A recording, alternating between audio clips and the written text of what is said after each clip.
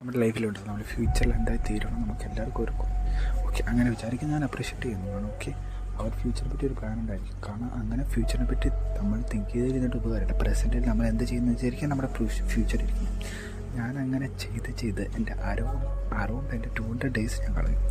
എന്നിട്ടാണ് ഞാൻ റിയാലിറ്റിക്ക് വേക്കപ്പ് ആയത്. ഇറ്റ് മീൻസ് ഞാൻ വീഡിയോ ദൈവം എനിക്കൊന്ന് കൺമുമ്പിൽ കാഴ്ച ദൈവമായിട്ട് എല്ലാം വരുമെന്ന് വിചാരിച്ചുള്ളൂ. പക്ഷേ ദൈവമായിട്ട് എന്നെ ഒരു എക്സാമിൽ ഫെയിലാക്കി. ഓക്കെ, അന്ന് എനിക്ക് മനസ്സിലായി പ്രാർത്ഥിച്ചുകൊണ്ടിരുന്നിട്ട് മാത്രം ഒരു കാര്യമില്ല, നമ്മൾ ട്രൈ ചെയ്യണം. നമ്മുടെ മുമ്പിൽ ഓപ്പർച്യൂണിറ്റീസിൽ കൊണ്ടുവന്ന് ഒരു ബാക്കി നമ്മൾ ട്രൈ ചെയ്യണം.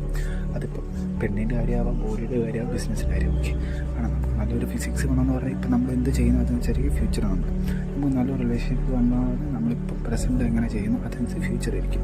ബിസിനസ് ആവും, നമ്മൾ പ്രസൻറ്റ് എന്ത് ചെയ്തു അതനുസരിച്ച് ഫ്യൂച്ചർ ആയിരിക്കും. പ്രസൻറ്റ് കോൺസെപ്റ്റ് ചെയ്യും. Past is past, future is future. Present മാത്രം എന്തൊക്കെ കൺട്രോൾ ചെയ്യാൻ പറ്റും. Focus on future. Present situation improve ചെയ്യും.